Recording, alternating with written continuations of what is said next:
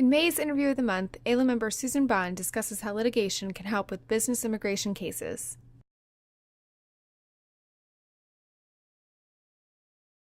Well, I've been practicing for about 15 years in employment-based immigration. I've gotten a few RFEs. I know that the climate has changed and there's more RFEs being sent, and I received one on a perfectly good, solid H-1B case. I answered the RFE, and to my horror, I received a denial.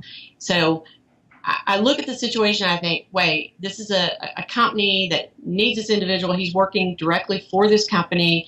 I have an RFE that on its face is absurd. It accused the company of fraud. It said that this employee is not working for you. We know that you have a bank account to set up to pay this person. It was off the charts, atrocious. So then I had to decide, well, what do I do? How am I going to tell this company your case got denied? And on top of that, show them the denial letter that has all these horrible accusations. And then look at the kid who transferred to the company and tell him, you're out of luck. You have no job. You have no status. So at this point, other than being shocked, I'm thinking to myself, what in the world can I do to fix this problem? So I received this denial, and I've got a decision to make. Obviously I have to get the company on board with either decision. Do you want to appeal this case, or do you want to litigate it?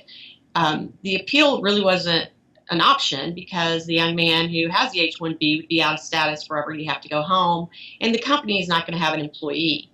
One of the things that I guess impacted my decision to sue was the time factors. So I had spoken to other attorneys, and they said, well, if you sue, you sue in federal court, and the oil attorney is going to have 60 days to respond, and more than likely they're not going to want to litigate, but they'll just want to settle it and reverse the decision.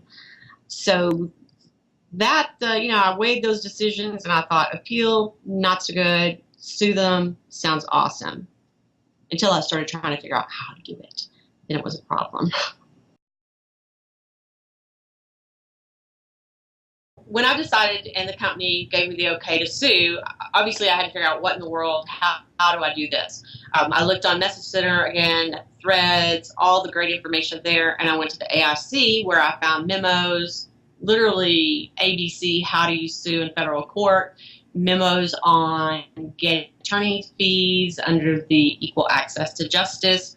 So I had all this information, and I knew that I knew the most important thing was to make sure I get everything properly filed online in federal court to get the clock started on my 60 days.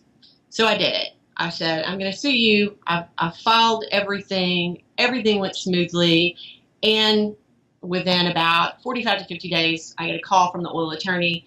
We made a mistake. We're going to go ahead and grant your H-1B. I was pretty darn happy until I got the approval notice, which was for 1 year, which made me mad again. And I said, no, that's not going to happen. I filed an amended complaint, and I sued them again. At that point, I thought I was in over my head. I didn't remember anything about civil procedure, and I realized, what have I done? I've gotten a 1-year approval. Everyone's happy. But it wasn't fair. I mean, they had made the claim that the employee was outsourced, which she wasn't. And I thought, this is just wrong on its face, that you're going to give me a 1-year approval after giving me a flat-out denial and accusing my client of fraud. So I reached out to Leslie Dillon. I knew that the AIC had a new business litigation fellow, and I thought, I need some help here. So that's when I first met with Leslie, and she began to co-chair on the second suit that I filed, or the second portion of the suit. When I started working with Leslie, and then there were some other people at the AIC who were helping, I realized, for one thing, it's going to give me more clout, because not only is Susan Bond nobody suing, but also you have the AIC behind you, and we hoped that the judge would take notice. It really was a learning process, I think, for the judge and the courts. I think they don't see this very often. They don't see lawsuits against the Immigration Service, so they're not educated enough. And I think that if more attorneys would come forward and say, look, I've got an arbitrary denial here, and sue, we can eventually educate the judges.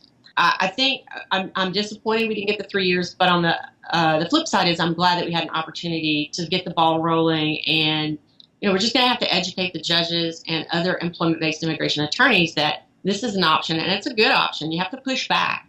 We can't we can't just complain or be sad about the fact that our cases are getting denied, because we have a duty and obligation to do the right thing by our clients.